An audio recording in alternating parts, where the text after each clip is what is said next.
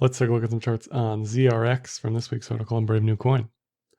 So ZRX is a protocol for decentralized exchanges, and over the years they've built quite the infrastructure between several DEXs now,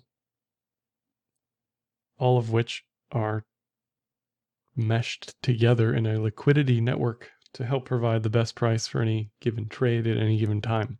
This is what one of the UIs looks like when you log into one of the ZRX protocols. If this is still available, I think it is.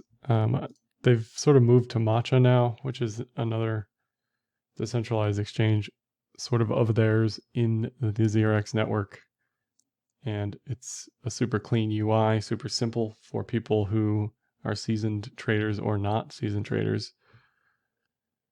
And that's really what crypto needs. It needs better UI, UX all around. So this is a net positive, definitely. And there's warnings for traders and specifics for costs and everything you'd want to know in a nice, neat little package, including the time it takes for the transaction to complete. And again, like I said, the mesh network is how this all gets put together.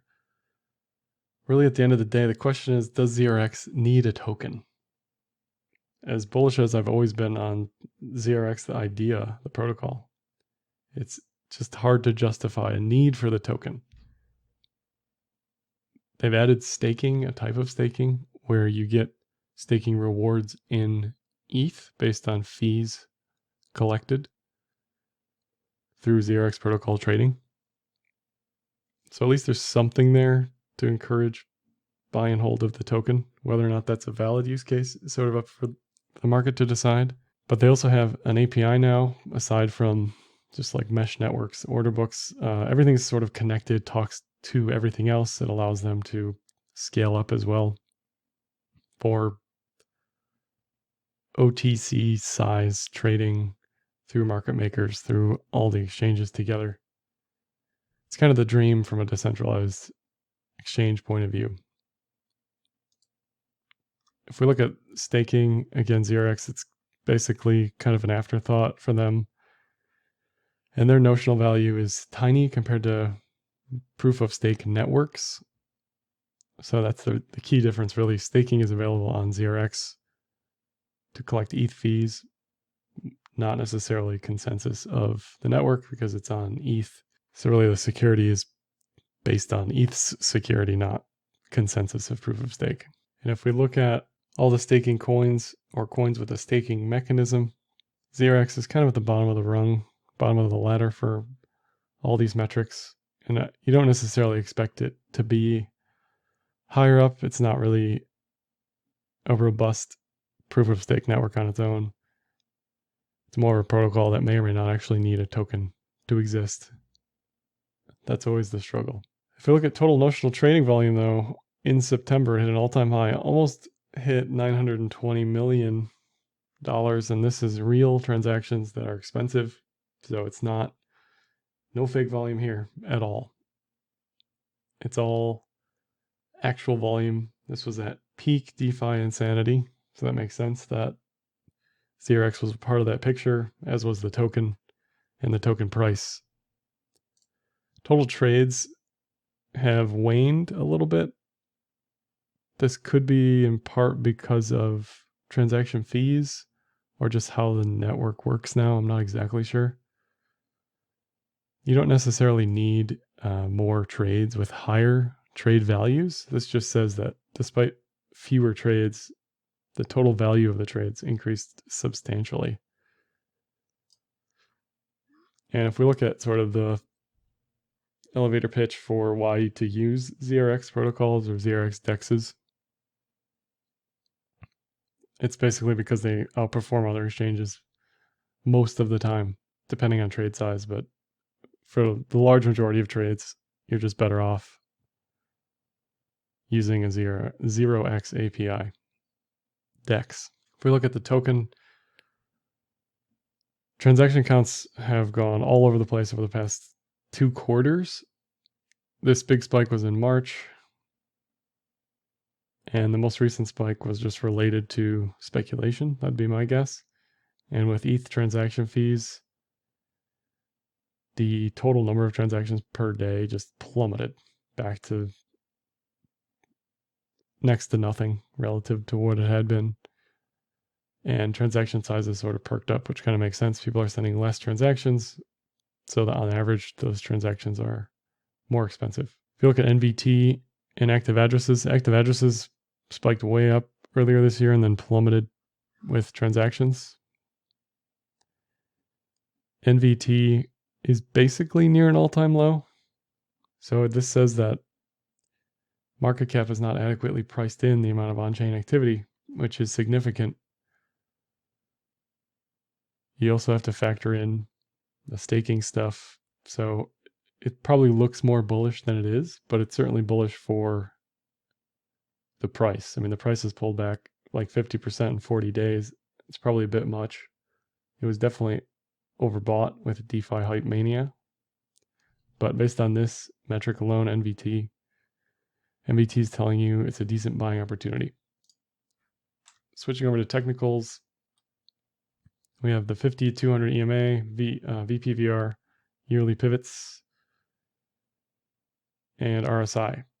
So the 50 and the 200 will likely cross bearish over the next couple weeks if price can hold 0.35. If price breaks 3.5, then it's headed most likely to 2.2. I'm just looking at this VPVR notches here. And the previous consolidation was predicated upon breaking 0.35.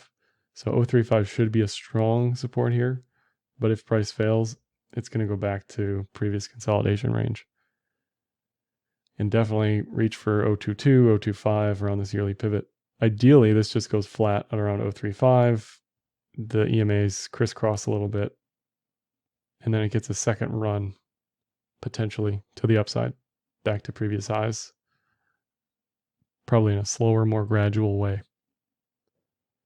And there's no bullish divergence on RSI just yet, which is more evidence that this probably goes lower rather than stays sideways.